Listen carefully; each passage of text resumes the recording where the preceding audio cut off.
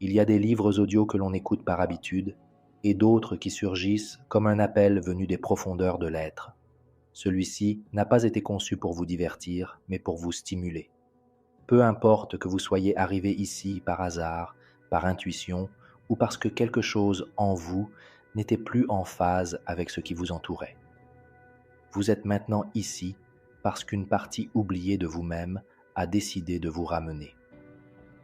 Peut-être l'avez-vous invoqué silencieusement, sans mots, au cœur d'une nuit blanche, avec ce sentiment subtil que la vie ne pouvait se réduire à ce qui apparaît. Ce livre n'est pas un recueil de solutions miracles, ni de phrases toutes faites. C'est un rituel sonore, un miroir sans filtre, une fréquence créée pour vous toucher, là où l'esprit ne peut pas vous atteindre. On ne vous enseignera pas de formules, ni de nouvelles impulsions, vous vous souviendrez de ce que vous saviez déjà et aviez relégué aux oubliettes. Il ne s'agit pas de poser des questions, mais de supposer, de cesser de négocier avec l'univers et de commencer à vous rappeler que vous en êtes vous-même l'architecte. Rien ne se manifeste si vous ne l'émettez pas, et rien ne change extérieurement si vous n'êtes pas disposé à vous désarmer intérieurement. Ce livre est une pause dans votre programmation, un téléchargement qui n'a pas pour but de vous convaincre, mais de vous faire vibrer. Si vous choisissez de continuer à l'écouter, soyez prêts. Vous ne pouvez rester inchangé, car ce qui est activé ne peut plus être désactivé. Si ce message a touché quelque chose en vous, ne le laissez pas s'évanouir. Nous partageons ici des clés, des sujets réfléchis et étudiés quotidiennement pour les âmes en chemin vers l'éveil, pour les esprits en quête non seulement d'information, mais aussi de transformation. C'est votre espace, c'est votre moment, c'est votre signal, et si vous aussi, dès les premiers mots, vous avez senti que cette vidéo n'était pas comme les autres, si quelque chose en vous a commencé à vibrer différemment, alors laissez un j'aime immédiatement, parce que je comprendrai que vous êtes de ces âmes qui reconnaissent ce qui s'éveille, qui savent quand il est temps de vraiment recevoir. Ce geste, silencieux mais puissant, est votre façon de dire « Oui, je suis en résonance » et je le ressentirai. Chapitre 1. Le chant ne répond pas à ce que vous pensez, mais à ce que vous émettez. Pendant des années, on vous a appris à penser positivement, à répéter des affirmations automatiquement, comme si la pensée seule pouvait changer la réalité. Mais le chant quantique n'est pas activé par l'esprit rationnel, mais par la vibration authentique que vous émettez, consciemment ou non, à chaque instant de votre être. Ce n'est pas ce que vous déclarez, mais ce que vous êtes qui construit votre existence. Pendant des années, on vous a répété qu'il suffisait de vous placer devant un miroir, d'affirmer avec force vos objectifs et de croire que cela suffisait, que l'univers était une machine prête à répondre à vos demandes, que si vous pensiez positivement, tout irait bien qu'en décrétant fermement, vous attireriez ce que vous désirez. Et pourtant, vous voilà entouré de réalités que vous n'avez pas choisies consciemment, de situations qui ne ressemblent en rien à vos rêves, de schémas qui se répètent comme un écho tenace. Où est l'erreur ? Pourquoi, si vous avez tant affirmé, ce que vous avez tant demandé ne se réalise-t-il pas ? Peut-être n'y a-t-il aucune erreur. Peut-être regardez-vous simplement la mauvaise carte. L'univers ne répond pas à vos paroles. Il répond à votre vibration. Et votre vibration n'est pas ce que vous dites à voix haute dans les moments d'excitation. Votre vibration est ce que vous émettez lorsque tout s'est calmé. C'est l'état énergétique que vous portez silencieusement en vous lorsque vous cessez d'agir, lorsque personne ne vous regarde, lorsque vous retirez vos masques. C'est cette fréquence qui façonne le chant et c'est de cet endroit invisible que tout est généré. Il existe une vérité aussi inconfortable que libératrice. Vous ne vivez pas ce que vous désirez, vous vivez ce que vous êtes. Et cet être qui est le vôtre ne se définit pas par l'image publique que vous affichez, ni par les intentions formulées le soir du Nouvel An. Il se définit plutôt par la fréquence énergétique qui constitue votre identité fondamentale, par le champ qui vous entoure, ce champ vibratoire, énergétique et quantique. Appelez-le comme vous voulez. Il ne lit pas vos pensées dispersées, il n'écoute pas vos espoirs nocturnes. Il lit votre cohérence, perçoit votre alignement intérieur, décode votre vérité vibratoire. Et c'est là le nœud du problème. Vous pensez souvent être positif, mais vous continuez à vibrer dans la peur. Vous dites Je suis prêt à recevoir de l'amour, mais votre chant vous transmet. Je ne crois pas que vous puissiez m'aimer inconditionnellement. Vous déclarez. Je manifeste l'abondance, mais votre énergie hurle. Je ne suis pas assez pour la contenir. L'univers ne répond pas à votre voix, il répond à vous. Votre champ vibratoire parle pour vous et il ne ment pas. La plupart des gens ont été élevés dans un paradigme mentaliste. On leur a enseigné que l'esprit crée la réalité, qu'en contrôlant ses pensées, on peut gouverner sa vie. Mais l'esprit n'est qu'un outil, pas un centre de commandement. Le véritable cœur se trouve plus profondément. Il est énergétique, vibratoire, émotionnel. Et si vous n'apprenez pas à habiter cet espace intérieur, vous continuerez à croire que quelque chose d'extérieur vous bloque, alors qu'en réalité, c'est votre propre vibration qui crée ces obstacles et vous frustre. Pensez-y ainsi. Si votre vibration était de la musique, quelle mélodie résonnerait lorsque vous étiez seul dans une pièce? Quelle harmonie émanez-vous lorsque vous ne répétez pas de mantra? Quelle tonalité vibre dans votre champ énergétique lorsque votre corps se détend, lorsque vos défenses s'abaissent, lorsque vous cessez de faire semblant? C'est cette fréquence même qui organise votre réalité. C'est la musique que l'univers écoute. Ce n'est pas un hasard si vous rencontrez toujours les mêmes types de personnes, que vous vivez les mêmes conflits, que vous rencontrez les mêmes vides déguisés en nouvelles opportunités. Tout ce qui se répète dans votre existence vibre en vous, non pas parce que vous le méritez ou l'avez demandé, mais parce que vous le retenez, parce que, sans vous en rendre compte, vous l'émettez, parce que c'est la fréquence que votre chant a appris à projeter. Le plus souvent depuis l'enfance, parfois à cause de blessures non cicatrisées, et presque toujours à partir d'endroits que vous n'avez pas encore observés avec compassion. Le grand secret n'est pas que vous puissiez créer la réalité, c'est que vous la créez déjà à cet instant précis, à chaque seconde de votre existence. Vous ne pouvez cesser de créer.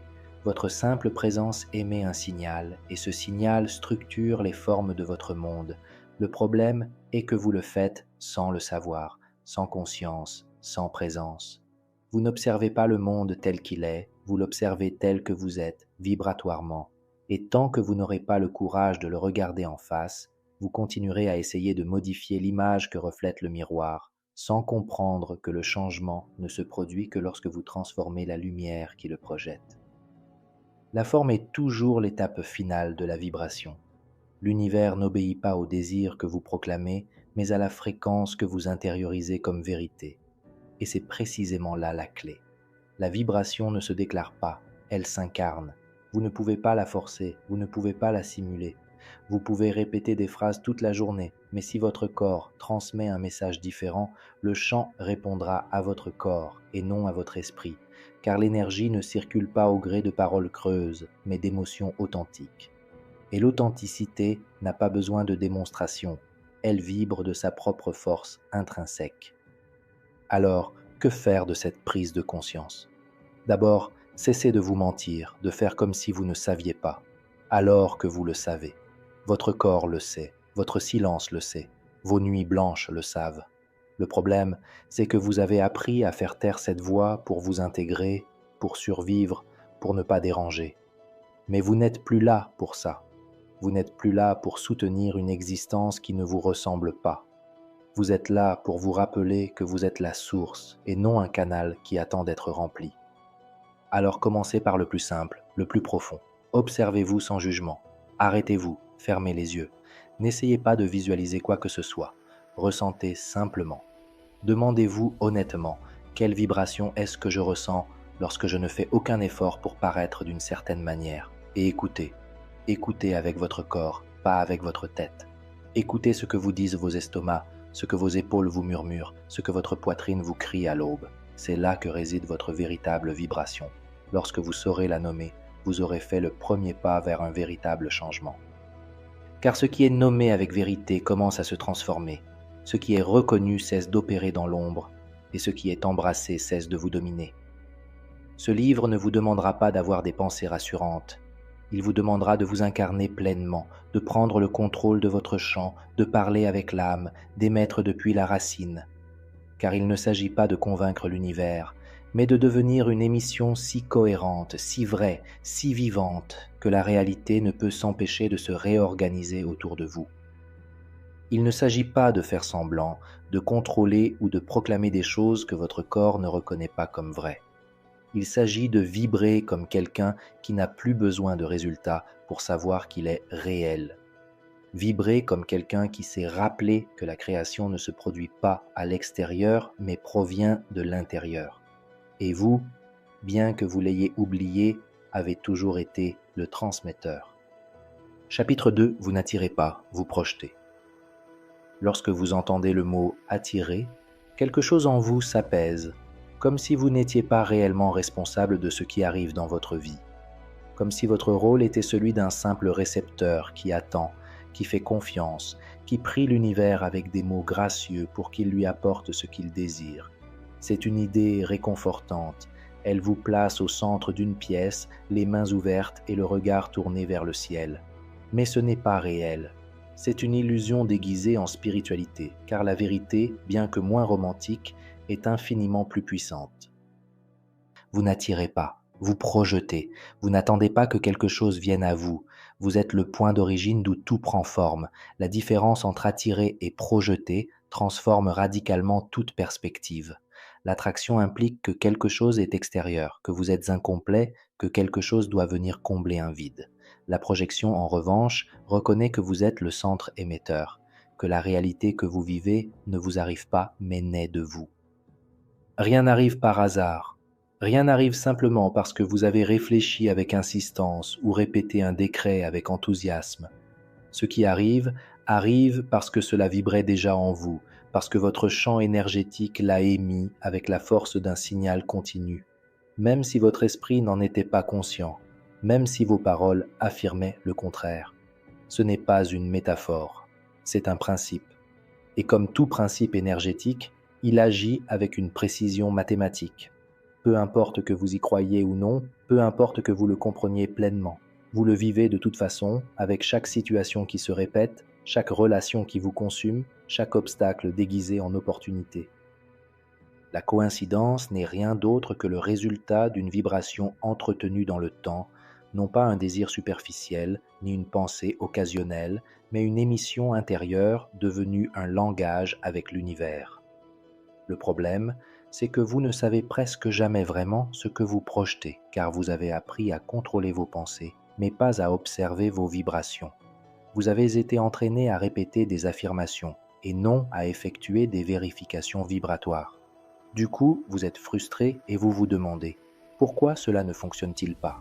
Pourquoi répétez-vous sans cesse les mêmes cycles ?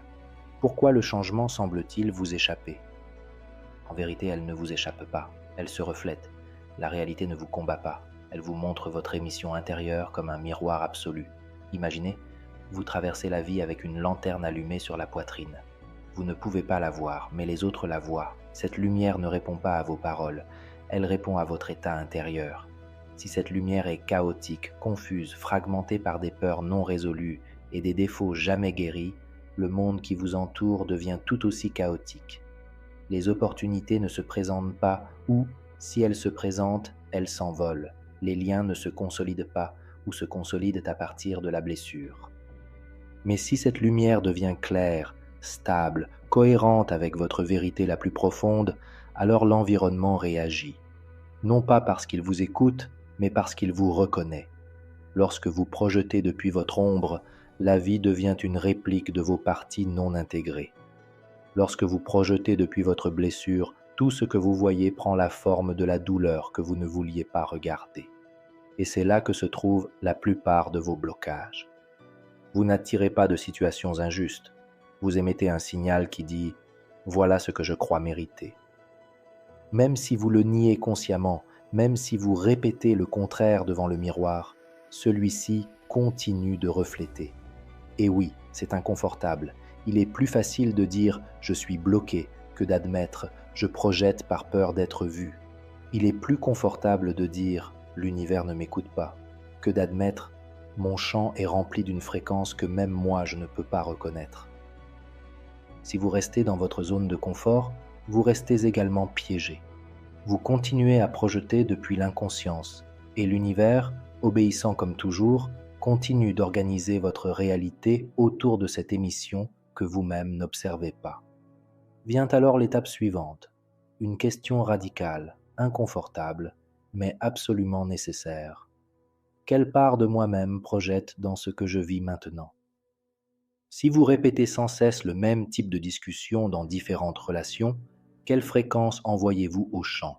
Si l'argent disparaît avant d'arriver, quelle part de vous continue de vibrer dans un manque structurel? Si votre corps crie à travers les symptômes, quelle histoire émotionnelle est devenue chronique? Il ne s'agit pas de vous blâmer ni de vous punir, mais de vous redonner le contrôle. Et reprendre le contrôle ne signifie pas crier plus fort à l'univers, mais plutôt ajuster le signal, car la projection ne change pas avec l'effort, mais avec la présence. Vous n'avez pas besoin d'en faire plus, vous devez être différent dans votre fréquence fondamentale. Et pour y parvenir, la première étape consiste à vous observer sans anesthésie, sans astuce spirituelle, sans phrases creuses. Juste vous, face à votre champ, vous demandant sincèrement « Qu'est-ce que j'aimais à cet instant précis ?» La vie que vous avez est celle que vous projetez. Et non, ce n'est pas une condamnation, c'est une opportunité. Car si vous l'émettez, vous pouvez la transformer, non pas par des techniques magiques, mais par la conscience, par une pratique vibratoire authentique, par des décisions qui changent non seulement votre esprit, mais aussi votre champ.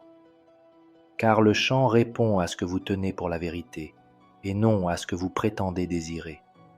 L'univers ne se meut pas au gré de promesses, il se plie à votre cohérence.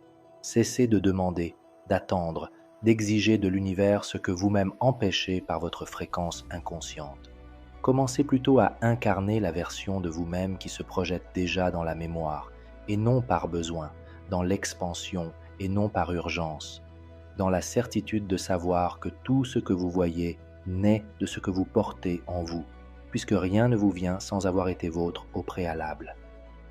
Tout ce qui vous arrive a été évoqué, façonné, émis par votre énergie la plus profonde. Aujourd'hui, choisissez d'observer votre réalité comme un écran révélant votre vibration, non pas pour vous juger, mais pour vous connaître. Puis choisissez de vous projeter depuis un autre lieu, non pas depuis le vide, mais depuis la plénitude qui vous habite déjà, dès que vous cessez de vous mentir à vous-même. Car le changement ne commence pas lorsque l'univers vous répond. Il commence lorsque votre champ cesse d'émettre des contradictions, et à cet instant, vous n'attirez plus, vous transformez. Au chapitre 1, nous avons appris que l'univers réagit aux vibrations, et non à la pensée. Au chapitre 2, nous avons brisé le mythe de l'attraction, et révélé que ce que l'on ressent est ce que l'on projette. Et maintenant, au chapitre 3, nous approfondissons encore davantage le corps, car lorsque l'esprit est silencieux, le corps parle, et ce qu'il communique n'est pas un symptôme, mais une vérité vibratoire. Préparez-vous, car nous approfondissons maintenant. Chapitre 3. Le corps entend ce que l'esprit nie. Il y a quelque chose en vous qui ne ment jamais. Peu importe vos efforts pour vous convaincre que vous allez bien, que vous êtes guéri, que tout est sous contrôle, une part de vous refuse de se laisser manipuler par des décrets ou des discours positifs. Cette part, c'est votre corps. Votre corps est votre canal le plus honnête. C'est le messager le plus fidèle de votre âme. Et ce qu'il exprime par la douleur, la tension, l'insomnie, les symptômes chroniques ou la fatigue non motivée n'est pas une erreur, c'est un message. C'est le reflet physique d'une vibration énergétique que vous ne vouliez pas voir. C'est la manifestation visible d'une émotion que vous avez enfouie si profondément que votre esprit l'a déjà oubliée, mais pas votre corps. La plupart des gens croient que les émotions se traitent par la pensée, que comprendre la cause de leur malaise suffit à guérir, que nommer le traumatisme suffit à réorganiser le corps. Mais la vérité est bien plus complexe. Les émotions ne sont pas stockées dans l'esprit, elles sont déposées dans le corps. Ce que vous ne vous autorisez pas à ressentir se transforme en tension, en blocage, en maladie, en vibration dense que le champ quantique traduit en forme physique. Car l'émotion inexprimée, l'énergie non libérée, se transforment en biologie. Certaines douleurs sont des cris, certains symptômes sont des supplications, et certaines maladies ne viennent pas vous détruire, mais vous arrachez à une fréquence qui vous usait silencieusement. Mais vous ne pouvez guérir ce que vous ne reconnaissez pas. Vous ne pouvez transformer ce que vous n'osez pas ressentir. C'est pourquoi, parfois, votre corps explose, se brise, s'arrête, dans une ultime tentative pour vous forcer à écouter ce que vous avez refusé de voir en vous. Vous êtes-vous déjà demandé pourquoi vous aviez mal au dos chaque soir, en fin de journée? Pourquoi aviez-vous la gorge serrée chaque fois que vous deviez vous fixer une limite? Pourquoi votre système digestif s'agitait-il devant certaines personnes ou dans certains lieux? Ce n'est pas une coïncidence. C'est une vibration accumulée, une émotion inexprimée, une fréquence de sacrifice, de peur, d'abandon ou de culpabilité que vous avez tellement normalisée que vous ne la reconnaissez plus comme étrangère à votre bien-être. Le corps n'est pas votre ennemi. Il ne vous déçoit pas. Il essaie de vous aider à retrouver votre moi intérieur. Il est le gardien de votre champ énergétique. Et chaque symptôme est une forme de compensation, une façon pour votre vibration de trouver l'équilibre lorsque vous ne savez plus comment vous soutenir consciemment. Certaines personnes tentent de guérir avec des routines, des exercices, de nouvelles habitudes, ce qui peut être utile, mais si l'origine de ce qu'elles soutiennent est une émotion oubliée, rien ne change en profondeur, car le corps n'a pas besoin de correction, il a besoin de présence. Il a besoin que vous cessiez de trop réfléchir à la façon de vous guérir et que vous commenciez plutôt à habiter ce que vous ressentez vraiment. Ce n'est pas toujours agréable, ce n'est pas toujours confortable.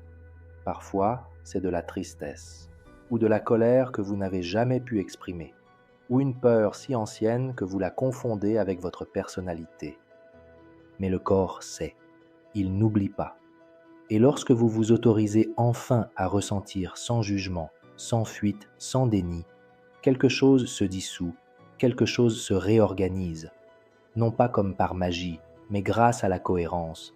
La cohérence signifie que vos pensées, vos sentiments et vos actions ne sont plus en conflit, que vos paroles ne contredisent pas votre énergie, que votre esprit ne submerge pas vos émotions. Et lorsque cela se produit, le corps réagit, car il n'exige pas la perfection, il exige la vérité. Votre biologie n'attend pas de vous une supériorité, elle attend de vous l'honnêteté. C'est pourquoi souvent le véritable acte de guérison ne consiste pas à agir, mais à cesser de fuir soi-même, à s'asseoir en silence, à respirer et à dire avec son corps « Me voici, je suis prête à ressentir ce qu'il faut pour revenir à mon centre ». Ce moment, même s'il peut paraître insignifiant, modifie le champ, la fréquence, car l'émotion refoulée cesse de réclamer votre attention, car le corps cesse de porter le poids exclusif de ce que vous n'osiez pas voir. Et savez-vous ce qui se passe quand vous commencez à libérer cette énergie emprisonnée? Tout change, pas seulement la douleur. Votre démarche change, votre façon de parler change, la qualité de votre sommeil change, votre apparence change, vos projections changent, car vous n'envoyez plus de signaux confus au champ. Vous ne dites plus « je vais bien » tout en gardant un océan d'angoisse en vous. Vous ne vous déclarez plus en bonne santé tout en vibrant dans la peur du symptôme. Alors le champ réagit car votre vibration est devenue une, authentique, cohérente, claire. Et lorsque cela se produit, le corps le célèbre et la réalité aussi, parce qu'il n'y a plus de fragmentation entre ce que vous êtes et ce que vous vivez, parce qu'il n'y a plus d'interférence dans votre signal énergétique, parce que vous vous êtes enfin souvenu de ce qui a toujours été là. Votre corps ne se brise pas, il vous protège. Aujourd'hui, ne vous précipitez pas pour rechercher la prochaine technique, n'essayez pas de changer quoi que ce soit à l'extérieur. Assoyez-vous avec vous-même, fermez les yeux et ressentez. Demandez à votre corps « Qu'essaies-tu de me dire que je ne veux pas encore entendre ?» Puis, posez votre main là où ça fait mal, non pas pour la guérir, mais pour l'écouter et la laisser parler, car ce que vous appelez douleur pourrait être la porte de votre libération la plus profonde. Chapitre 4. L'émotion cohérente comme langage universel. Il existe des langues composées de lettres, de symboles et de sons. Il existe des dialectes qui s'apprennent avec effort, avec des livres, à force de répétition. Mais il existe aussi une langue qui ne s'apprend à l'école, qui ne se prononce pas à voix haute et qui ne peut être traduite en mots. C'est une langue si ancienne qu'elle précède le verbe. si précise qu'elle ne laisse place à aucun malentendu, et si puissante qu'elle peut façonner la matière sans aucun contact physique. Cette langue est une émotion cohérente, et c'est la langue que l'univers comprend sans que vous ayez besoin de parler. Ce langage n'a pas besoin de mots pour ordonner la réalité. Il n'a pas besoin de phrases positives ni de décrets criés au ciel. Il ne requiert qu'une seule chose, la cohérence vibratoire. Lorsque vos sentiments, vos pensées et vos actions sont alignés sans contradictions internes, votre chant devient une pure émission. Et lorsque cette émission est pure, la réalité répond sans délai, sans conflit, sans distorsion. Non pas parce que vous avez manipulé l'univers, mais parce que vous ne faites plus qu'un avec lui. La plupart des gens vivent dans un état de fragmentation énergétique. Extérieurement, ils sourient, mais intérieurement, ils tremblent. Extérieurement, ils affichent leur confiance, mais intérieurement, ils vibrent de suspicion, de peur et de contrôle. Extérieurement, ils affirment leur valeur, mais au plus profond d'eux-mêmes résonne encore l'idée qu'ils doivent prouver, se sacrifier ou rivaliser pour obtenir quelque chose. Cette contradiction, cette incohérence interne est ce qui déforme le chant, ce qui le bloque, ce qui empêche la réalité de s'écouler tel un miroir transparent.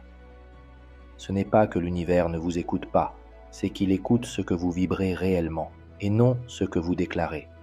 Il perçoit votre tonalité énergétique, et non votre monologue spirituel. Il écoute votre état émotionnel persistant, et non les affirmations que vous prononcez au petit déjeuner. Par conséquent, le principe n'est pas de décréter ce que vous désirez, mais d'entretenir l'émotion qui le représente. Vous n'attirez pas ce que vous dites vouloir.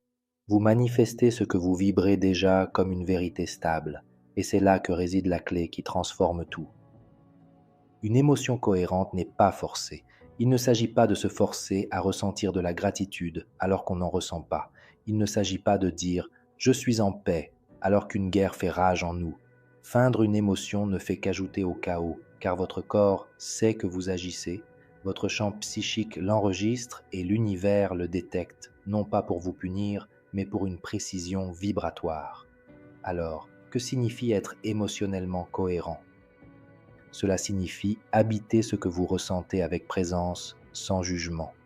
Cela signifie vous autoriser à ressentir de la colère, si c'est de la colère, ou de la tristesse, si c'est de la tristesse qui en ressort. Mais ne restez pas prisonnier de cette émotion. Reconnaissez-la, traversez-la, puis choisissez consciemment une nouvelle émotion à soutenir comme fondation, non comme un masque, mais comme un ancrage, non comme un déni, mais comme une évolution vibratoire. Certains croient que seules les émotions positives créent la réalité. Ce n'est pas tout à fait vrai. Toutes les émotions créent. Ce qui change, c'est le type de réalité qu'elles génèrent. Une colère persistante engendre des comparaisons. Une tristesse chronique engendre la stagnation. Une culpabilité prolongée engendre la répétition de la douleur. Non pas que ces émotions soient mauvaises, mais parce qu'elles sont devenues le signal fondamental du chant. Et le chant répond toujours à ce qui lui est transmis avec plus d'intensité et non avec plus de logique. Maintenant, observez ceci. Lorsqu'une émotion cohérente pénètre le corps, tout change. Votre respiration change, votre posture change, le ton de votre voix change, votre façon de prendre des décisions change. Vous ne faites pas semblant d'avoir confiance, vous l'incarnez. Vous ne souhaitez pas la paix, vous l'habitez. C'est l'émotion cohérente, celle qui n'a pas besoin d'être validée, car elle vibre déjà comme vraie, celle qui n'a pas besoin de résultats pour se maintenir, car elle est une émission, non une attente. Pensez à quelqu'un qui respire calmement, qui marche avec présence, qui parle avec un centre solide. Cette personne peut aussi être dans un silence absolu et transformer l'énergie d'une pièce entière, non pas parce qu'elle est spéciale, mais parce qu'elle émane d'une cohérence que beaucoup ont oubliée. Il ne cherche pas à convaincre qui que ce soit, il génère simplement une fréquence claire, et cette clarté se réorganise.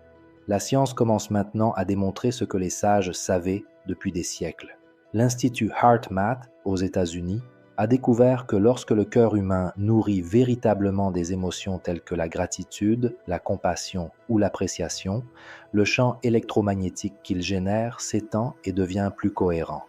Et ce champ affecte non seulement la personne qui l'émet, mais aussi son environnement. Votre émotion cohérente modifie la géométrie de la réalité. C'est aussi simple que cela. Et nul besoin d'être entouré de technologie pour en faire l'expérience. Observez simplement ce qui se passe lorsque vous maintenez une émotion pendant quelques minutes. Essayez. Souvenez-vous d'un moment authentique de gratitude, pas un fantasme, mais un moment réel, un moment où chaque partie de vous-même s'est sentie en harmonie. Respirez à partir de là. Sentez votre corps commencer à changer, comme si chaque cellule disait « c'est chez moi ». Ce sentiment est le langage que l'univers comprend. Cette fréquence est votre véritable canal créatif. Vous n'êtes pas obligé de maintenir cette émotion toute la journée, ce serait impossible, mais vous pouvez la choisir de plus en plus facilement. Vous pouvez entraîner votre chant à y revenir comme quelqu'un qui retourne au temple, car plus vous l'émettez, plus elle devient votre identité vibratoire. Et lorsque cette émotion cohérente devient votre centre, tout ce qui n'est plus en phase avec elle commence à se dissoudre, non pas par rejet, mais par dissonance. Ce qui ne vibre plus avec vous cesse tout simplement d'être soutenu. Alors aujourd'hui, ne vous demandez pas ce que vous souhaitez manifester. Demandez-vous plutôt quelle émotion dois-je entretenir pour devenir la source de ce que je veux voir au dehors. Il ne s'agit pas de rêver plus grand, mais de vibrer plus profondément. Il ne s'agit pas de convaincre l'univers, mais de devenir ce champ qui vit déjà la réalité dont vous rêvez. Faites-le. Choisissez une émotion, pas une idée, pas une phrase, une émotion. Peut-être la paix, peut-être la joie, peut-être la confiance. Souvenez-vous ensuite d'un moment où cette émotion était réelle. Revenez-y. Ressentez-la. Respirez à partir de ce souvenir. Et lorsque la fréquence s'est installée en vous, restez simplement, sans demander, sans agir. Vibrez simplement, car l'univers ne répond pas à l'effort. Il répond à la vérité énergétique. Et une émotion cohérente est une vérité qui n'a plus besoin d'explication. C'est le langage le plus puissant que vous puissiez exprimer, le plus pur, le plus clair. Car lorsque votre vibration cesse d'être un mélange confus d'émotions contradictoires pour devenir un signal stable, ferme et sincère, il n'est aucun chant qui ne réponde, aucune réalité qui ne se déforme, aucune transformation qui ne s'amorce. Ce que vous dites a du pouvoir, mais ce que vous ressentez comme vrai crée des mondes. Nous entrons maintenant dans le chapitre 5, une étape cruciale de ce voyage. Vous avez compris jusqu'ici qu'il ne s'agit pas de penser, mais de vibrer, que l'on n'attire pas, mais que l'on projette, que le corps ne tombe pas malade sans raison, mais qu'il exprime ce que l'esprit tait. Qu'en maintenant une émotion cohérente, on crée sans effort. Allons maintenant plus loin. Ce que vous voyez dans le monde n'est pas ce qu'il est, mais ce que vous êtes en l'observant. Préparez-vous pour le prochain saut vibratoire. Chapitre 5, l'observateur intérieur. Qui regarde change, ce qui est regardé change. Imaginez un instant que vous êtes dans une galerie de miroirs. Chaque mur, chaque recoin, chaque reflet reflète votre image, impossible d'y échapper. Pas un centimètre carré ne reflète une version de vous-même. Mais le plus curieux, c'est que ces reflets ne sont pas tous identiques.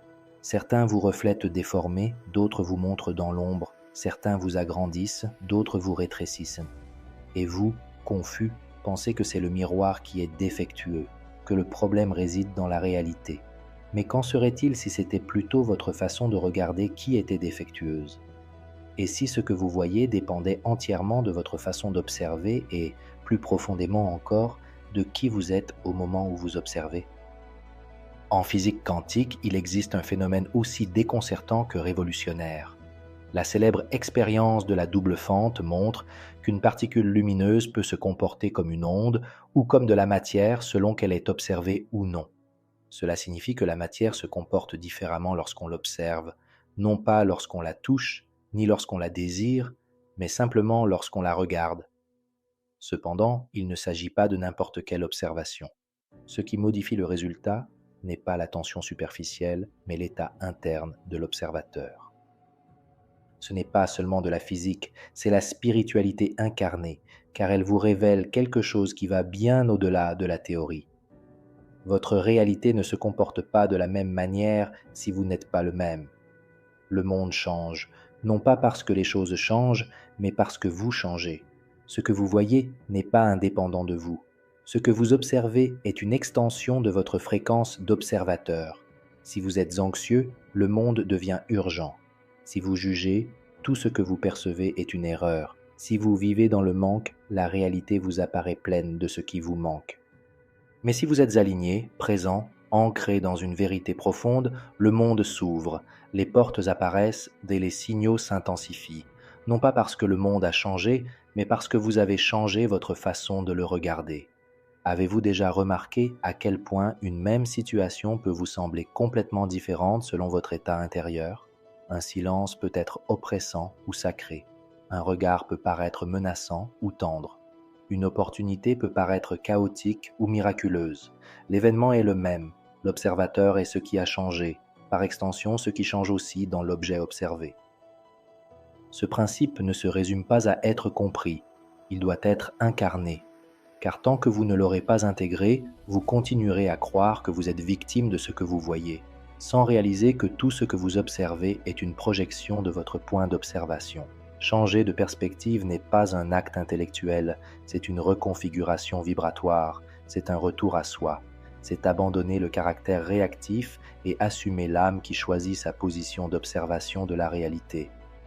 Et savez-vous ce qui est le plus puissant? Il n'est pas nécessaire de changer le monde. Il suffit de changer le regard intérieur que vous portez sur lui. Il ne s'agit pas de feindre l'optimisme ou de nier ce qui vous fait mal. Il s'agit d'habiter une vibration différente en le regardant. Par exemple, vous pouvez considérer votre situation financière avec la peur ou la possibilité. Vous pouvez considérer un conflit avec la douleur ou la compassion. Vous pouvez considérer votre corps avec la critique ou la gratitude. Vos choix n'influencent pas seulement vos émotions. Ils façonnent littéralement ce qui se passe ensuite. L'observateur n'est pas innocent. Il est créatif.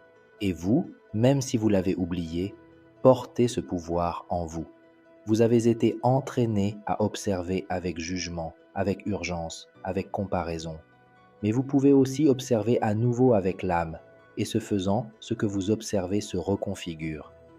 Cela signifie qu'à chaque instant, vous avez une opportunité sacrée, non pas de contrôler ce qui se passe, mais de décider qui vous serez en l'observant.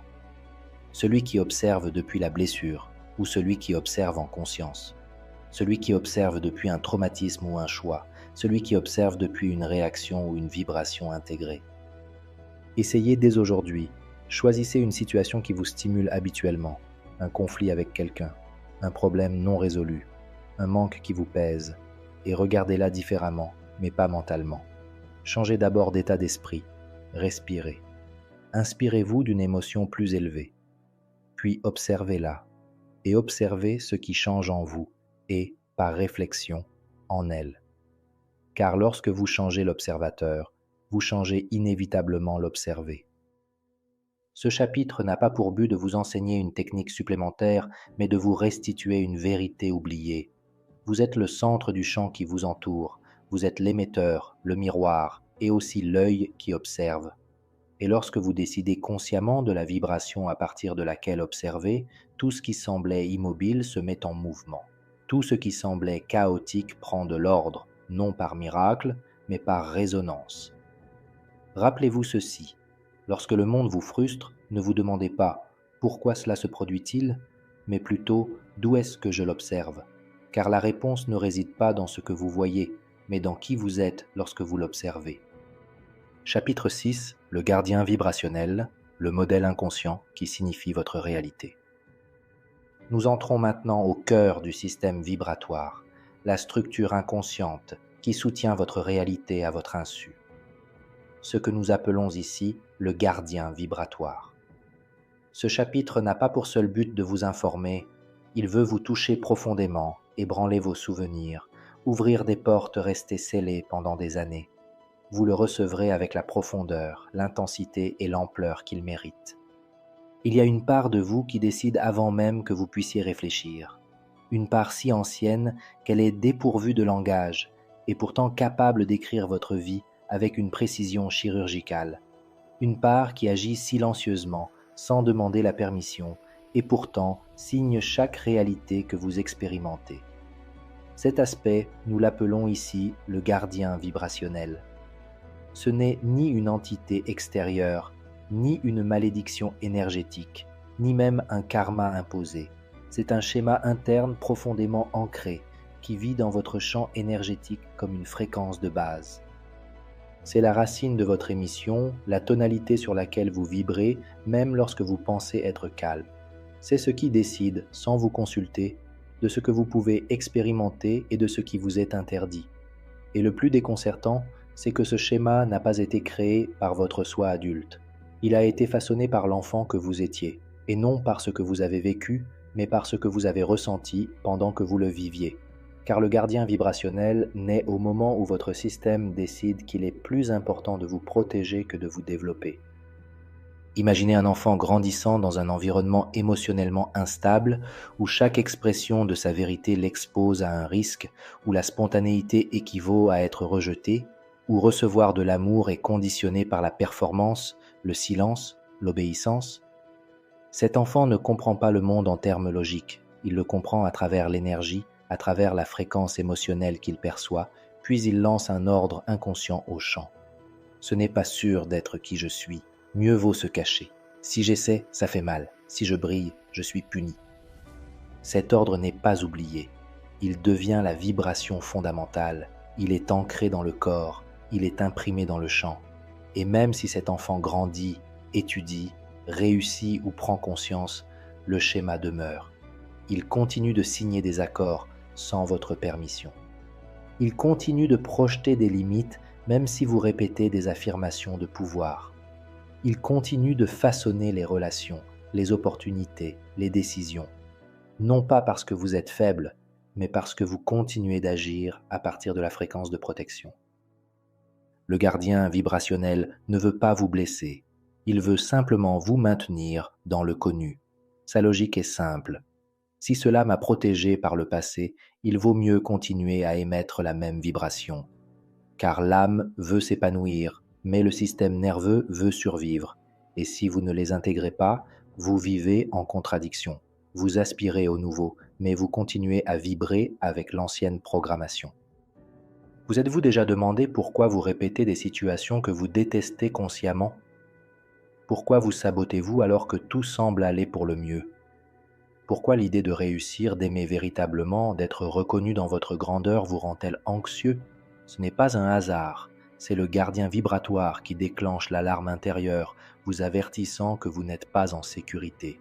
Puis, sans vous en rendre compte, vous changez de fréquence, vous vous retirez, vous vous cachez, vous annulez, vous fuyez, non pas parce que vous ne le méritez pas, mais parce que votre système vibre toujours sur cette base.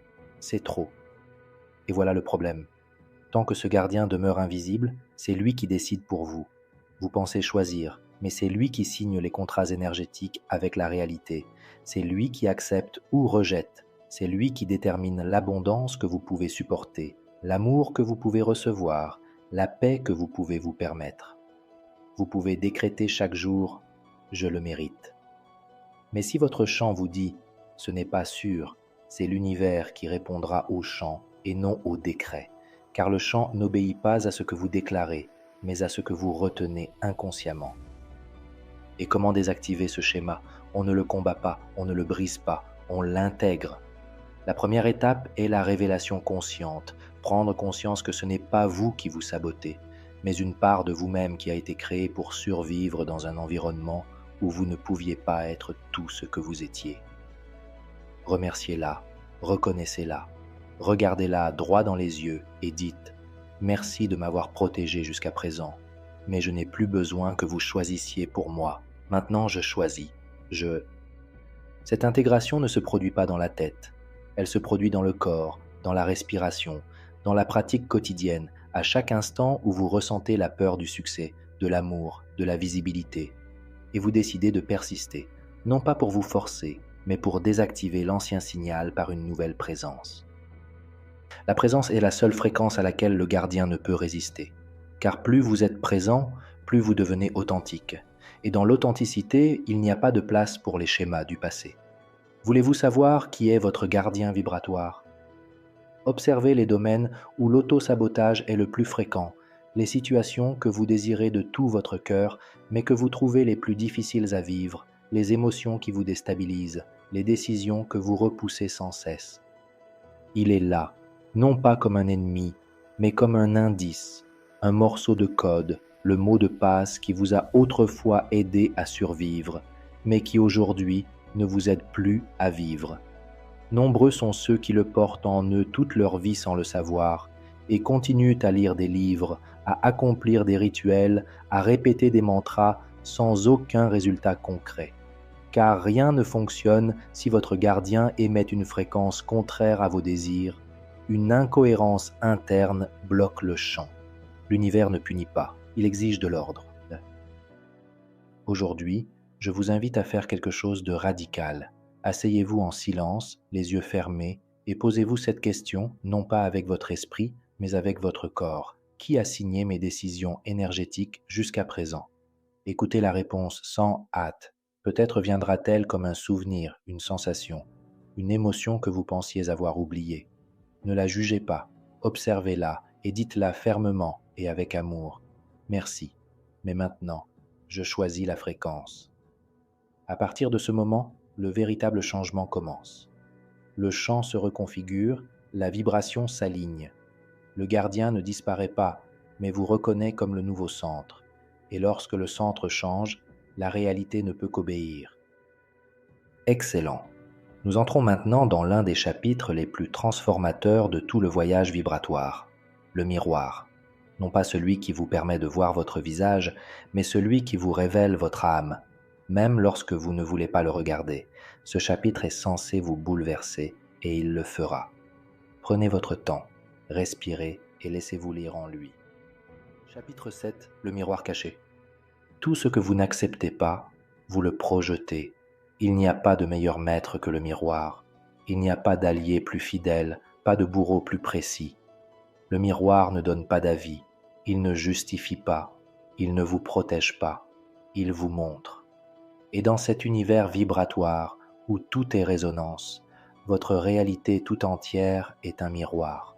Non pas un miroir littéral ni décoratif, mais un miroir profond, symbolique et précis, reflétant sans censure la fréquence exacte que vous portez, surtout celle que vous ne reconnaissez pas. Vous croyez observer le monde, mais en réalité vous contemplez des fragments de vous-même, ce que vous critiquez chez les autres, ce qui vous irrite sans raison, ce qui vous hante sous différents aspects à différents stades. Tout cela n'est pas extérieur, c'est le reflet, l'écho d'une vibration non intégrée qui continue de se projeter à votre vue. Et ce n'est pas pour vous punir, c'est parce que votre âme est prête à cesser de se fuir. La projection est l'un des plus anciens mécanismes de votre structure psycho-énergétique.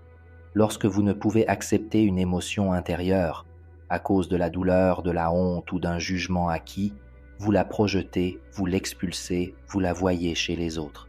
Et alors, elle vous dérange, vous perturbe, vous active, non pas parce qu'elle est extérieure, mais parce qu'elle vit en vous et que vous ne l'avez pas encore acceptée. C'est pourquoi vous multipliez les relations, vous attirez des patrons autoritaires, des partenaires qui ne vous écoutent pas, des amis qui vous déçoivent, non pas par malchance, mais parce qu'il y a des parts de vous que vous n'avez pas encore reconnues comme vôtres. Et par la loi vibratoire, le champ est contraint de les incarner afin que vous puissiez les voir. Ce que vous n'acceptez pas, l'univers vous le renvoie, non comme un cadeau, mais comme un miroir.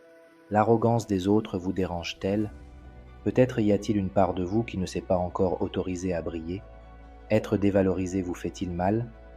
Peut-être ne vous traitez-vous pas encore avec un véritable respect? Êtes-vous peiné que personne ne vous écoute? Peut-être n'avez-vous pas encore entendu le cri étouffé qui vient de vous. Le chant est un enseignant impersonnel.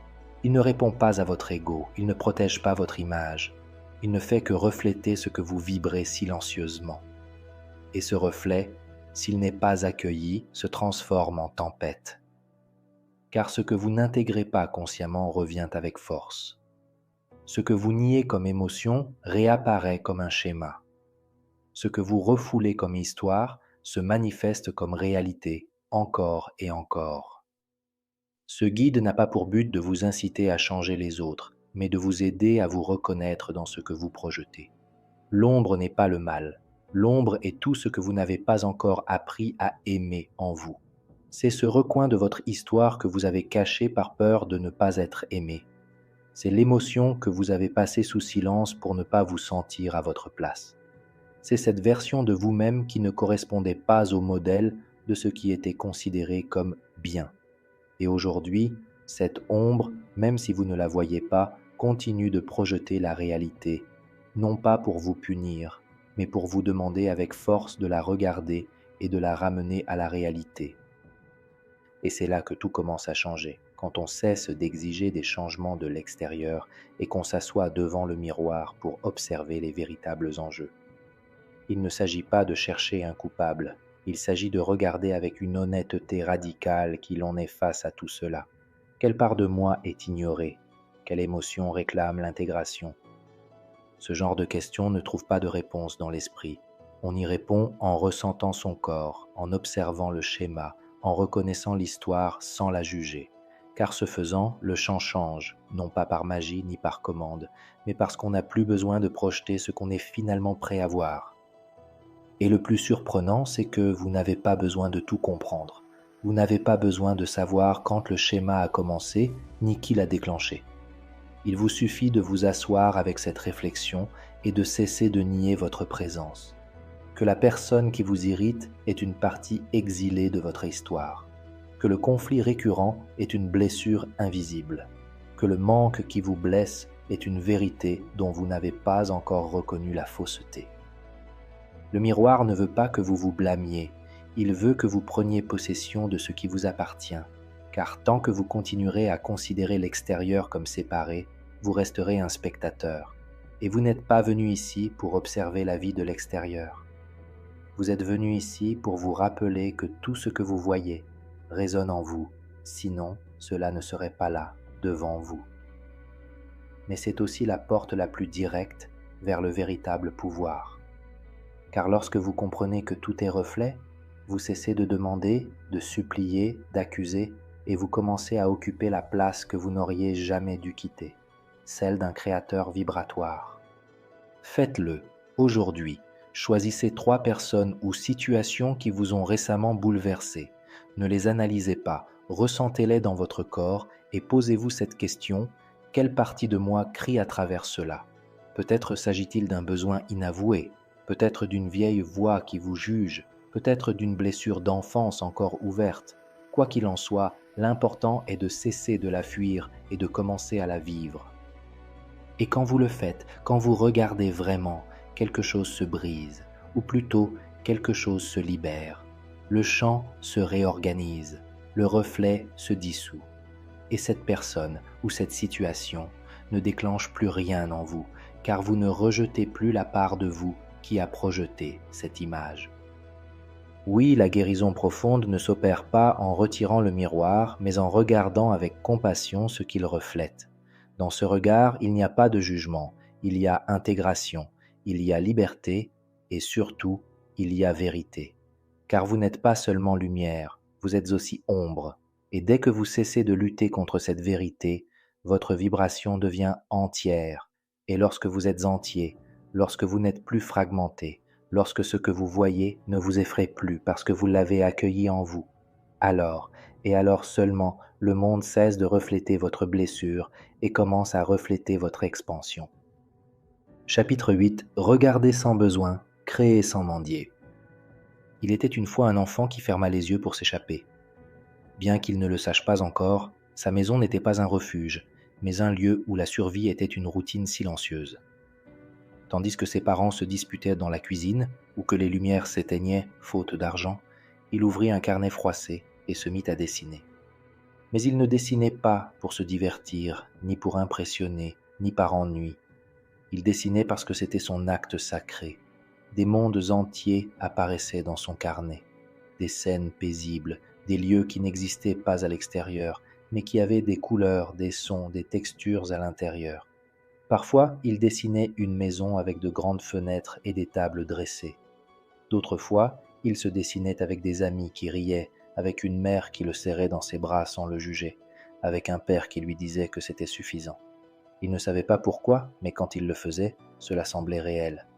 Pas sur le papier, pas comme un rêve, mais comme une certitude. Et chaque fois qu'on essayait de lui dire que tout cela n'était que fantasme, quelque chose en lui s'illuminait, comme si une voix ancienne, qui n'était pas la sienne, murmurait secrètement « Tu n'imagines pas, tu te souviens ». Au fil des ans, cet enfant cessa de dessiner. Le carnet fut perdu lors d'un déménagement et la vie devint urgente. Il lui fallut grandir, être responsable, s'adapter, produire. Il apprit à bien s'habiller, à réagir logiquement, à réfléchir en termes d'objectifs, à structurer ses plans.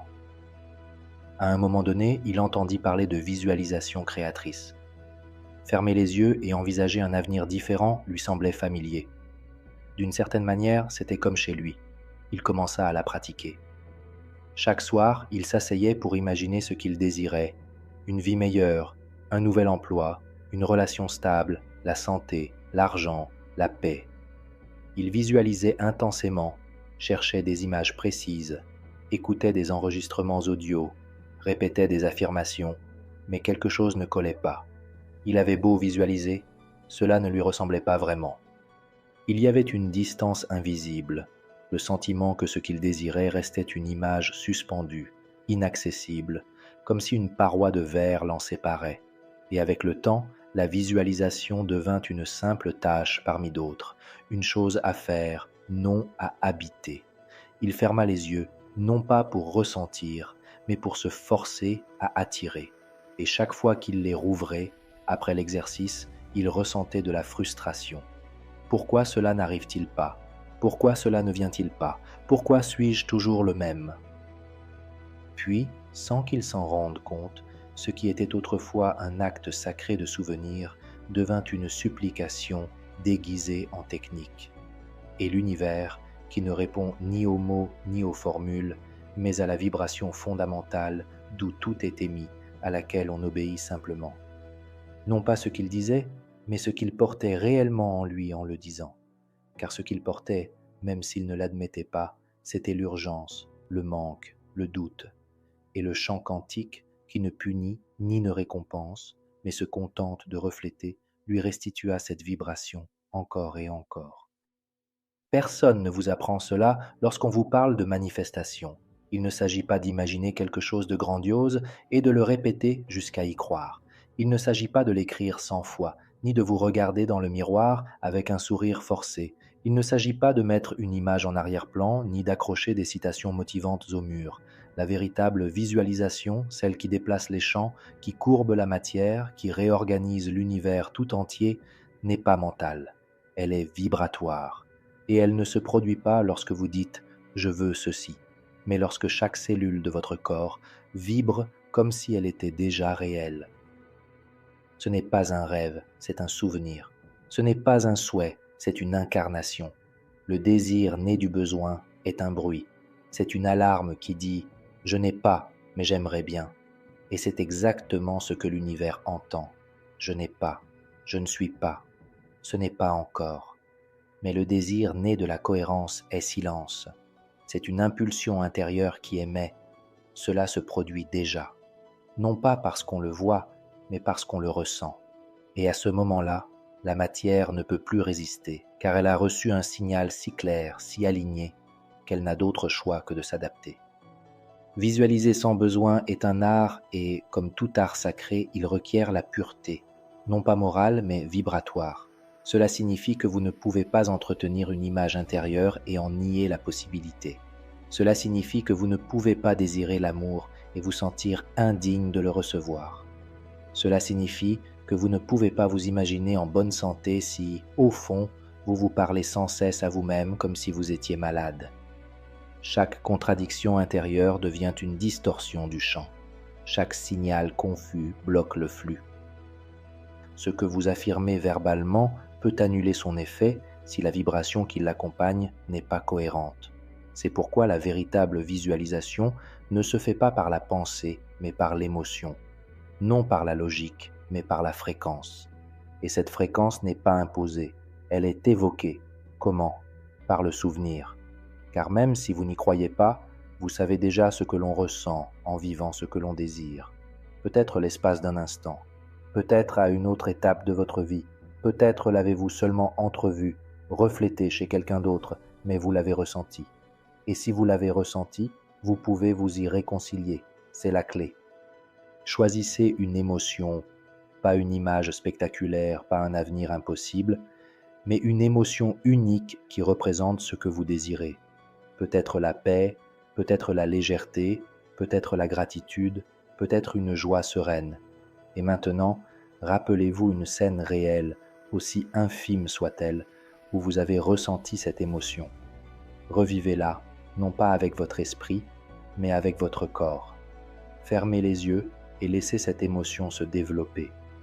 Laissez-la devenir votre respiration, votre posture, votre rythme cardiaque. Et une fois sur place, visualisez-le seulement. Non pas avant, non pas avec effort, mais avec la mémoire. Visualisez-le comme quelqu'un qui revient, comme quelqu'un qui entre dans une maison familière, comme quelqu'un qui est déjà là. Car, en procédant ainsi, vous n'avez plus besoin de demander quoi que ce soit à l'univers. Vous vibrez simplement. Et l'univers, qui comprend ce langage mieux que n'importe quel mot, répond sans hésitation. Voilà le véritable secret. La matière ne répond pas à un désir répété, mais à un état durable. Et cet état ne s'affirme pas, elle vit, s'incarne, prend corps. Visualisez donc, mais pas pour obtenir. Visualisez pour être, non pas pour que quelque chose arrive, mais pour que quelque chose en vous s'éveille. Non pas pour changer la réalité, mais pour réorganiser le signal qui la crée. Car si ce que vous désirez ne se réalise pas, ce n'est peut-être pas par manque d'effort, ni par une mauvaise technique, ni par manque de temps. Peut-être est-ce parce que vous visualisez encore comme quelqu'un qui cherche à s'échapper. Et la véritable création ne naît pas de l'évasion, elle se manifeste par la certitude. Lorsque vous vous videz de tout besoin, l'univers se remplit de chemin. Il commence à pencher en faveur de votre champ, non pas parce que vous l'avez convaincu, mais parce que la fréquence que vous avez maintenue était indéniable. Visualiser sans besoin est, en vérité, la forme la plus élevée de se souvenir de qui vous étiez avant que le monde ne vous convainque de votre incomplétude. Le chapitre suivant représente le cœur silencieux de toute manifestation authentique. Ce que vous projetez ne naît pas d'un désir ou d'une pensée consciente, mais d'une émotion que vous avez entretenue pendant des années sans vous en rendre compte. C'est le chapitre qui dresse le miroir le plus implacable, mais aussi le plus libérateur. Ce qui suit n'est pas une simple lecture, c'est une véritable reprogrammation. Chapitre 9, projeté à partir de l'émotion, la fréquence qui construit le monde. Il était une fois un homme qui traversait la vie avec le sentiment que tout lui coûtait plus cher que nécessaire. Il était intelligent, compétent, avait de bonnes idées et agissait correctement. Parfois, tout semblait aller pour le mieux, mais au dernier moment, quelque chose se brisait. Une occasion manquée, une relation qui ne s'épanouissait pas, une promesse non tenue. Pendant des années, il a cru que c'était le destin, le karma, la malchance, ou simplement que l'univers ne l'écoutait pas. Un jour, sans chercher de réponse, il tomba par hasard sur la conversation d'un inconnu qui parlait de son champ vibratoire personnel. Il ne comprit pas grand-chose sur le moment, mais quelque chose dans cette phrase le frappa d'une précision troublante. Il rentra chez lui en silence, ne voulant pas trop réfléchir, et se posa presque involontairement cette question. Qu'est-ce que je projette quand je ne dis rien ? Quelle vibration est-ce que je ressens quand personne ne me regarde ? C'est alors que tout a commencé à changer. Car ce que cet homme a découvert, comme tous ceux qui s'éveillent, c'est que la réalité ne répond pas à ce que vous pensez ou à ce que vous désirez avec enthousiasme. La réalité, le chant, la vie, répond à votre fréquence émotionnelle fondamentale. Celle qui s'insinue lentement au fil des ans, celle que l'on ne voit pas, que l'on ne dit pas, qui s'exprime dans votre respiration, votre façon d'entrer dans une pièce, dans ce que votre corps émet lorsque vous êtes silencieux. C'est cette fréquence qui crée. Le reste n'est qu'apparence. Peu importe le nombre d'affirmations que vous répétez, le nombre de cours que vous suivez, le nombre de bougies que vous allumez ou le nombre de panneaux de vœux que vous construisez. Si votre champ émotionnel reste ancré dans une vibration de manque, d'abandon, de peur ou d'indignité, c'est ce que vous projetterez. Non pas parce que vous êtes négatif ni parce que vous êtes brisé, mais parce que ce que vous tenez au plus profond de vous-même, même sans vous en rendre compte, devient l'ordre vibratoire de l'univers. Et l'univers n'obéit pas à votre volonté consciente, il obéit à votre cohérence. C'est l'erreur la plus courante des chercheurs spirituels. Croire que la pensée positive suffit, croire que si l'on pense « je suis abondant », le monde commencera à refléter cela. Mais si l'émotion fondamentale, au moment où vous prononcez cette phrase, est le doute, l'anxiété ou le besoin, alors c'est là la véritable instruction. Car la pensée est information, mais l'émotion est énergie. Et l'énergie est le langage qui organise la matière. C'est ce que l'homme avait compris. Ce qui bloquait sa vie n'était pas un ennemi extérieur, mais une fréquence intérieure qui se répétait depuis son enfance. Une vibration du genre « je dois me battre pour mériter quelque chose », une émotion d'infériorité qu'il avait apprise bien avant de pouvoir la nommer. Et cette émotion, entretenue pendant des années comme une pierre cachée dans sa poche sans s'en rendre compte, était ce que le chant lisait. C'était à cela que le monde répondait. C'est pourquoi, alors que tout semblait sur le point de se matérialiser, quelque chose en lui le sabotait, comme s'il ne parvenait pas à maintenir sa plénitude, car son corps ne savait pas encore habiter cette fréquence. Ce n'était pas l'univers qui le punissait, c'était son chant qui ne savait pas encore recevoir sans tension. La vibration fondamentale est à la racine de tout, et elle est généralement programmée par les expériences précoces, par les phrases entendues enfant, par les blessures que nous taisons. Et cette vibration, lorsqu'elle n'est pas observée, devient un schéma. Et ce schéma devient le destin, non pas parce qu'il est écrit, mais parce que vous continuez à l'écrire avec la même encre émotionnelle chaque jour. C'est pourquoi la vie se répète, non pas parce que vous ne savez pas ce que vous voulez, mais parce que vous n'avez pas encore modifié l'espace intérieur d'où vous le désirez. Et voici le plus puissant. Nul besoin de comprendre tout votre passé pour changer votre fréquence. Il vous suffit d'être brutalement honnête avec vous-même, de vous arrêter, de respirer et de ressentir l'émotion qui vous habite lorsque vous ne faites rien. N'agissez pas, ne cherchez pas à vous convaincre de quoi que ce soit. Peut-être s'agit-il d'une vieille tristesse, d'une profonde solitude, d'une colère contenue. Quoi qu'il en soit, l'important est de la reconnaître, car dès que vous la voyez, elle cesse d'agir dans l'ombre, et tout ce que vous cessez de retenir inconsciemment perd tout pouvoir sur votre réalité. Vous pouvez alors choisir une nouvelle émotion, mais pas comme une imposition, pas comme un masque. Choisissez-la comme quelqu'un qui allume une nouvelle lampe en sachant que pendant des années, il a marché avec une lampe éteinte. Vous pouvez choisir la gratitude, vous pouvez choisir la dignité, vous pouvez choisir le calme, mais ne faites pas semblant. Ressentez-la, souvenez-vous-en. Trouvez un moment de votre vie où vous l'avez ressenti, ne serait-ce qu'un instant, et retenez cette émotion quelques minutes. Respirez-la, vivez-la, non pas comme un désir, mais comme une vibration, car c'est ce dont le chant a besoin, un signal nouveau, constant et cohérent.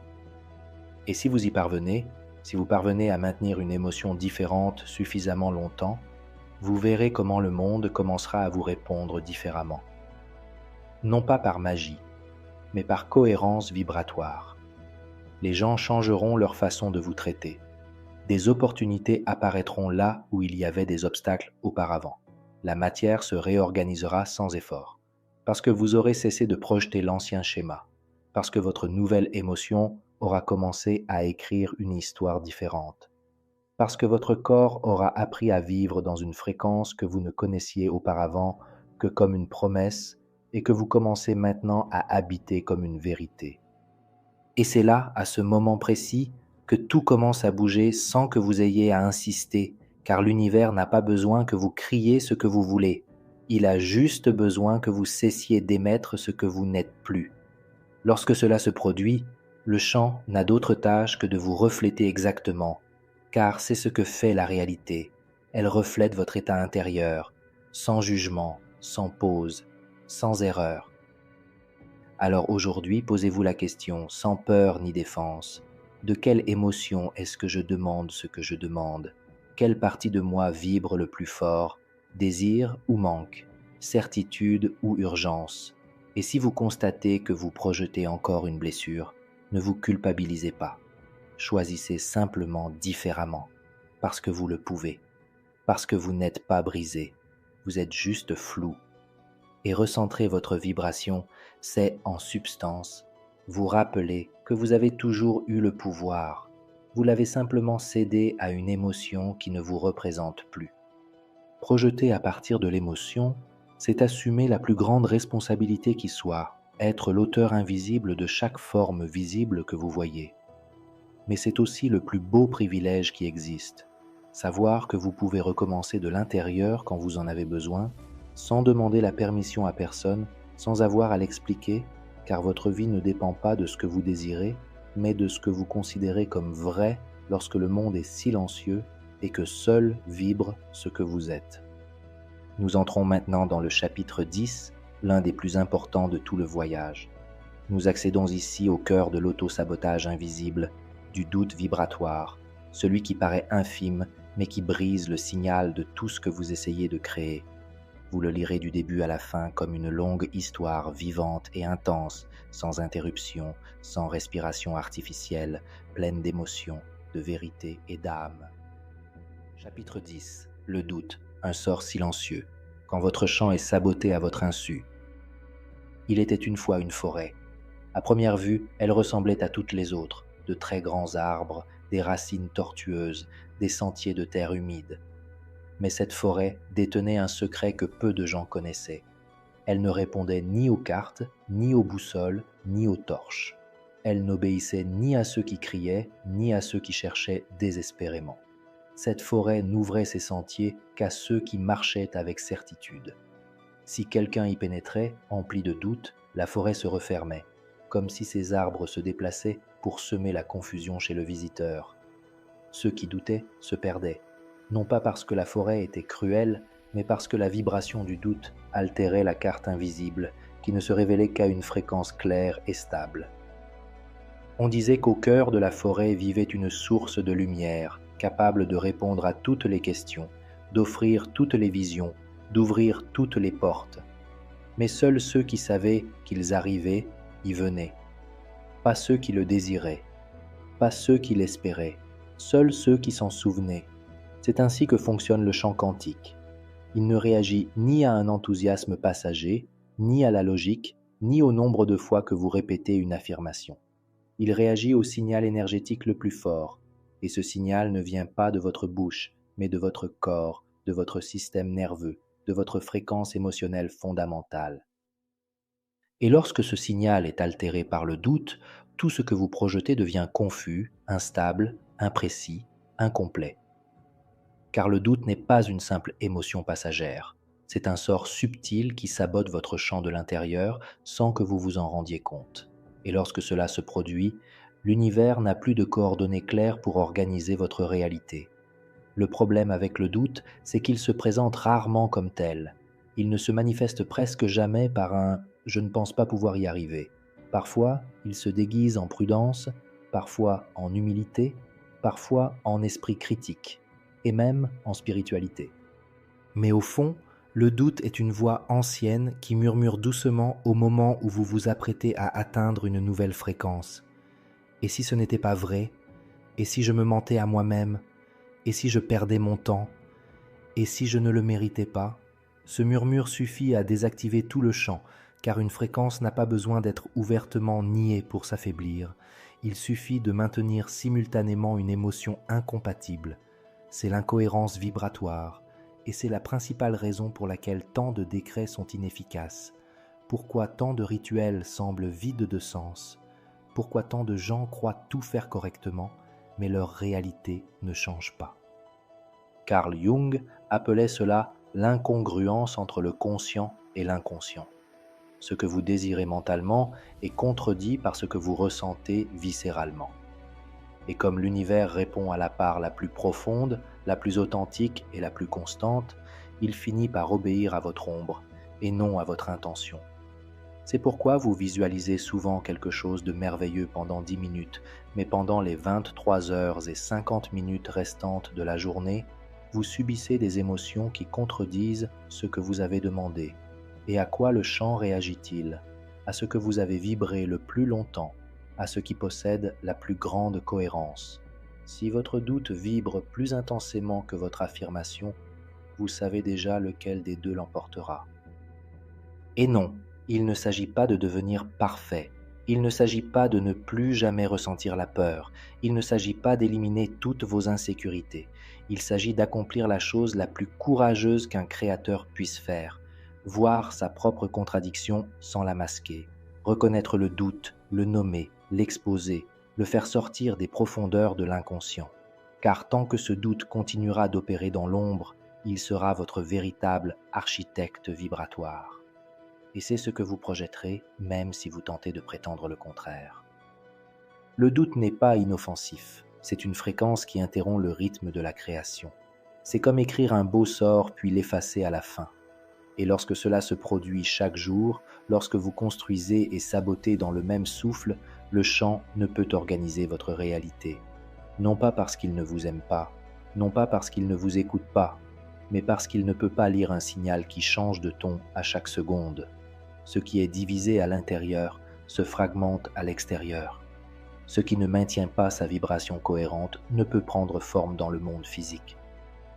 Les anciens alchimistes parlaient du double feu. C'était leur façon de nommer ce phénomène.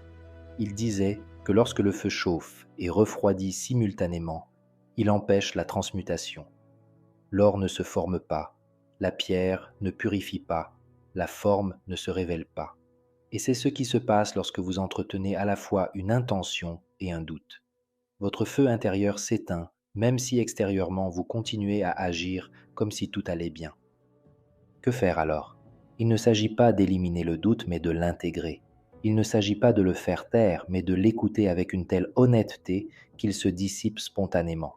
Si aujourd'hui vous affirmez « je suis abondant », mais qu'au fond de vous, vous sentez que vous ne le méritez pas, écrivez aussi cette phrase. Écrivez-la avec toute votre vérité. Je désire l'abondance, mais je crains qu'elle ne vienne pas. Je sens qu'elle n'est pas pour moi. Cela me fait mal d'avoir attendu si longtemps sans la voir. Ne le faites pas pour vous punir. Faites-le pour rompre le charme, car ce qui est nommé se dissout, ce qui est exposé transforme, ce que vous cessez de nier perd de son pouvoir. Rédigez ensuite une nouvelle affirmation, mais cette fois, ne la répétez pas. Ressentez-la comme une instruction claire, comme une vibration que vous choisissez, non pas parce que vous l'incarnez déjà parfaitement, mais parce que vous êtes prêt à l'atteindre. Dites-la fermement, même silencieusement. J'apprends à vibrer en abondance, et chaque jour, cela me semble plus naturel. C'est la vérité, et la vérité a plus de pouvoir que n'importe quel décret imposé. Lorsque vous libérez votre champ de doute, le chemin apparaît, comme dans la forêt. Non pas parce que le monde a changé, mais parce que votre signal est enfin clair. Enfin, votre fréquence ne se contredit plus. Enfin, il existe une direction vibratoire que l'univers peut suivre sans se perdre. Le doute n'est pas un ennemi, c'est juste une épreuve de concentration. Et lorsque vous cessez de marcher divisé, tout ce qui semblait impossible commence à se manifester avec une fluidité qui semblait auparavant magique. Mais ce n'est pas de la magie. C'est de la précision vibratoire. Alors, aujourd'hui, n'en demandez pas plus. N'essayez pas de projeter quoi que ce soit de nouveau. Faites simplement une chose. Observez votre vibration avec une honnêteté radicale. Demandez-vous de quel côté du chemin vous marchez. Un pied en avant, l'autre en arrière. Et lorsque vous rencontrez ce doute, ne le niez pas. Remerciez-le, car il est venu vous montrer où votre champ de conscience a encore besoin d'être aligné. Et à cet instant, sans effort, sans drame, sans urgence, un nouveau signal commencera à se former. Un signal clair, net et puissant. Et l'univers, comme toujours, répondra avec la même précision que celle avec laquelle vous choisissez de vibrer. Chapitre 11. Retour au centre. Arrêtez de chercher, car vous êtes déjà tout. Il y a eu un moment, même si tu ne t'en souviens pas clairement, où tu as cessé de t'habiter. Ce n'était pas une décision consciente. Personne ne t'a dit d'abandonner. Personne ne t'a appris à oublier qui tu étais. Mais c'est arrivé. Peut-être quand tu étais enfant et que ton rire n'était pas bien perçu. Peut-être quand tu as montré ta lumière et que quelqu'un a qualifié ça d'exhibitionnisme. peut-être quand tu as ressenti quelque chose de très fort et qu'on t'a dit que ce n'était pas si grave. C'est là, lors d'un de ces jours invisibles, que tu as commencé à t'abandonner lentement, comme quelqu'un qui quitte son foyer sans savoir qu'il ne reviendra pas avant longtemps. Vous avez commencé à éteindre des parties de votre fréquence. Vous avez appris à plaire, à vous cacher, à mériter, à performer, à vous conformer. Et dans cet acte constant d'oubli, la quête est née et la quête est devenue vie. Vous avez cherché à l'extérieur ce que vous ressentiez autrefois à l'intérieur. Vous avez cherché des signes, des enseignants, des réponses, des livres, des promesses. Vous avez essayé de guérir, d'attirer, de comprendre. Parfois, vous pensiez l'avoir trouvé, mais bientôt tout s'est remis à bouger, comme si le centre vous échappait au moment même où vous sembliez vous rapprocher, comme s'il manquait toujours un pas, une technique, un signal. Vous avez commencé à vivre comme quelqu'un qui court après son ombre, convaincu qu'un jour il pourra l'atteindre, mais maintenant vous êtes là, et quelque chose en vous le sait. Il n'y a plus d'étape à franchir, pas vers l'extérieur, car le chemin n'était pas linéaire, il était circulaire. Et vous êtes arrivé exactement au même point de départ, vous-même, mais maintenant, les yeux ouverts, avec une vibration consciente, l'âme prête. Ce n'est pas la fin du livre, c'est le début de votre vibration incarnée. Ce chapitre ne vous apprend rien de nouveau, il vous rappelle ce que vous aviez caché sous toutes ces techniques. Vous êtes le centre, vous êtes la puissance, vous êtes la cause de toute forme. Ce que vous recherchiez dans les rituels, les affirmations ou les méditations est déjà en vous, non pas sous forme de théorie, mais comme un champ actif. Ce qui manquait, c'était le silence. Ce qui manquait, c'était l'intégration. Alors aujourd'hui, en cet instant, il ne s'agit plus d'en faire plus. Il s'agit d'être plus que jamais soi-même. Il s'agit de cesser de prétendre avoir besoin que quelque chose se produise, car vous savez désormais que tout ce que vous pouvez véritablement soutenir vibre déjà dans votre champ. La matière n'attend pas votre désir, elle attend votre présence, votre respiration calme, votre démarche cohérente, votre décision de ne plus vous diviser entre ce que vous dites et ce que vous émettez. Visualiser était le commencement, projeter était la clé, ressentir était le langage, l'habiter sera la révolution. Ne dites plus « je veux la paix », vibrez comme celui qui y habite déjà. Ne dites plus « je veux l'amour », respirez comme celui qui le porte déjà. Ne dites plus « je veux créer ma propre réalité ». Marchez comme celui qui sait que ce qu'il voit n'était qu'un murmure dans sa vibration. La vie ne vous arrivera plus comme avant, non pas parce que le monde a changé, mais parce que vous ne vibrez plus selon le caractère qui avait besoin d'être sauvé. Vous n'attendez plus la permission de l'univers. Vous êtes désormais la voix qui commande depuis le centre. Plus besoin de prouver quoi que ce soit, plus besoin de vous convaincre de votre pouvoir. Il vous suffit de vous souvenir de ce que vous avez toujours été, avant que le doute ne vous parle intérieurement. Et c'est exactement ce qui se produit aujourd'hui. Ce n'est pas une illumination soudaine ni une transformation magique, mais une décision profonde. Retournez non pas au passé, non pas à ce que vous étiez, mais au centre, au noyau énergétique où tout est. Silence et certitude. À l'espace d'où tout est projeté avec une seule intention. Vibrer dans la vérité. Fermez les yeux un instant, non pas pour imaginer ni pour visualiser, mais simplement pour ressentir. Ressentez comment votre champ s'organise lorsque vous ne demandez rien, lorsque vous ne le forcez pas, lorsque vous l'habitez simplement. Ressentez comment votre respiration se calme lorsque vous cessez de chercher des réponses. Comment votre colonne vertébrale s'aligne lorsque vous n'attendez plus de validation. Comment l'univers se met à bouger sans effort, car vous avez cessé d'émettre des interférences. C'est la nouvelle fréquence. Il ne s'agit pas d'attirer, mais de maintenir son état intérieur avec un amour tel que le monde ne puisse l'ignorer. Il s'agit de savoir qu'il n'y a plus rien à accomplir, ni de techniques à maîtriser, mais une seule vérité à exprimer. Je suis déjà. Et tel que je suis, je vibre. Et tel que je vibre, je commande. Comprenez ceci de tout votre être. Vous n'êtes pas ici pour espérer des miracles. Vous êtes ici pour être le canal par lequel ils se produisent. Et le miracle ne réside pas dans l'arrivée de quelque chose. Le miracle réside dans le fait que vous deveniez celui qui détient la fréquence permettant à tout d'arriver sans que vous le demandiez. Car lorsque vous incarnez pleinement votre énergie, l'univers s'organise comme s'il avait attendu ce moment toute son existence. Alors aujourd'hui, ne fermez pas ce livre comme quelqu'un qui termine quelque chose.